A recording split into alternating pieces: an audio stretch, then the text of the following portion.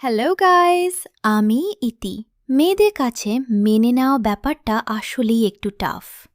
এদের কাছে ভুলে যাওয়া কিংবা উঠে আসাটা একটু কঠিন, কারণ এরা মেয়ে। এরা চাইলেই বিকেলবেলা কাউকে ফোন করে বলতে পারে না, দোস্ত আমার মন ভালো নেই, চল হাঁটতে যাই, ঘুরতে যাই। কিংবা পারে না রাতে গ্রুপ করে আড্ডা দিতে, লেট করে বাড়িতে ফিরতে। এদের কান্না করার মতো জায়গা নেই। মন হালকা করার জন্যে এরা চাইলেই পাহাড়, সমুদ্রের কাছে যেয়ে বসে থাকতে পারে না। একা হয়ে যাওয়ার পর এদেরকে একা একাই উঠে আসতে হয়, একাই ফাইট করতে হয়, যার কারণে পরবর্তীতে এরা কঠিনও হয় অনেক বেশি।